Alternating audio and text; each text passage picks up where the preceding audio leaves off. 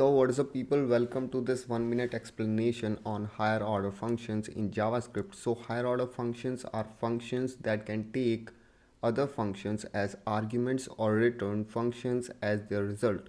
So this may sound complicated, but it's actually a very useful feature in JavaScript that can help you to create more reusable and composable code.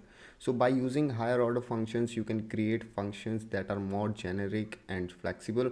For example, you could create a higher order functions that can take a callback function as an argument. Let's say this is a function here, and you can pass a callback function to it, and you can pass a value, and let's say 1, and you want to do something with this callback function. You can pass this as this argument, let's say, and you can return it. So this allows you to reuse the same function with different callbacks, so making your code more modular. So higher order functions can also be used to create a more complex functionality by combining multiple functions together. You can, for example, you can pass 2 callback functions or 3 callback functions, and you can combine those functions inside this higher order functions. Function that is a add function that will add 2 values, let's say a, b, and it will return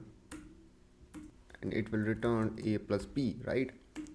And now you have a function that multiplies, right? So you can add multiply here, a, b, and let's say you will return a into b. And now you can have a function calculate here, and you can pass a, b, and callback.